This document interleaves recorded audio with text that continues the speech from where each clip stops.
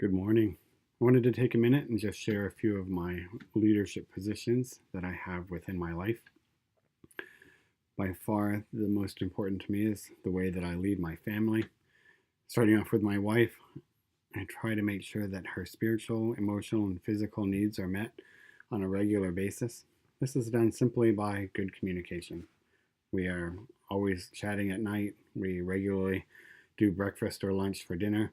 We try to make sure that we're talking about not just our kids' lives or what's going on in the church, but what's going on in our own lives. What is it that's bothering us? What things are frustrating at the moment? What things we're enjoying about watching our kids grow up. It continues on with my children. I have two older girls and a younger son. With my oldest, she just got married, and so now really I have one more son. We've known him for many, many years and very pleased about their wedding, but we're always walking through what it means to be married. What are the things that you do to take care of your husband or take care of your wife? We talk about things like washing dishes together, good communication, date nights, how to spend money, how to make decisions. Recently, they were trying to decide on whether to buy a new car or not. And watching that communication play out was very key. But so we watched them.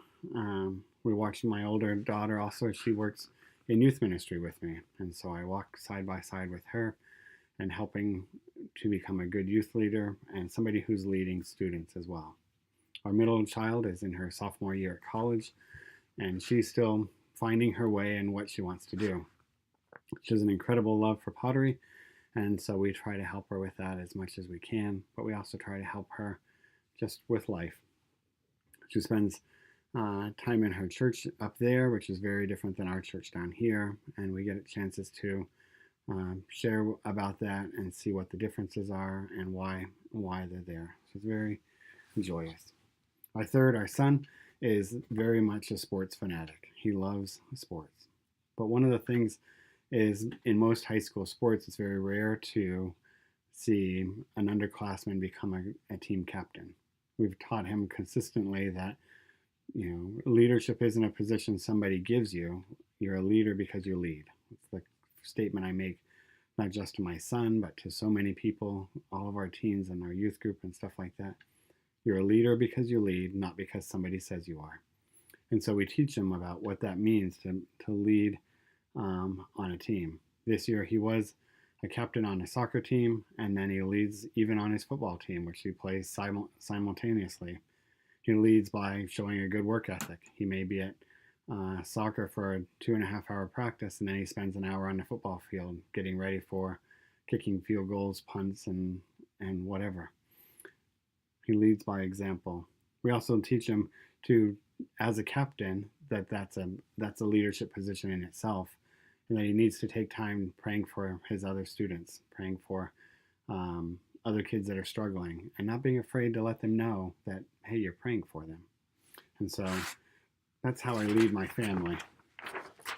In my church, I'm the associate pastor at our church. However, for the last 11 months, we've been without a senior pastor. And so a lot of that responsibility has fallen on me. That includes preaching on Sunday about half or 3/4 of the time. It also includes being the chairman of the elder board and trying to lead a group of very godly men is a challenge, because we each could lead on our own. When we have somebody come alongside us and challenge us, we're much better off for it.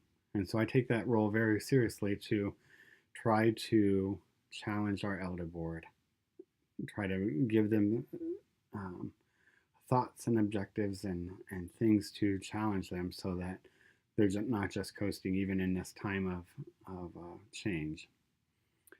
As well as leading on the board of elders, I also lead most of our missions trips. We do at least 2 trips a year, one to Guatemala, and this year we're going to Halifax, Nova Scotia as well. And so leading 2 different groups of people as they prepare to go on these trips is always a blessing. As we go on the trip and watching them grow, the leadership part is making sure they're in the right place at the right time, but so much more of it is the joy of being able to do ministry alongside of them and to watch them grow. Alongside of that, my main job is um, doing youth ministry and ministry to parents. And so in the meantime, my daughter is actually, who's graduating from Moody at the same time as me this spring, um, has taken over a good chunk of that. I should say my daughter and her husband, and they're doing a lot of the teaching, a lot of the planning and things like that. And so walking alongside it with her and looking at lessons and planning ahead, teaching the other leaders or teaching her how to lead other leaders, not from a pastoral perspective, but from a leader and a ministry perspective, has been very joyous. So those are the few of the ways that I lead on a daily basis. We lead all the time, whether people are watching. I'm often reminded that the way I respond to a poor play on a field in one of my son's game affects the people around me and how they're going to respond. And so I have to be tight-lipped. I have to remember that how I respond to a volunteer that's not doing their work is also affecting my leadership. And so I hope that helps, and I look forward to not so many comments since this is coming in a little bit late.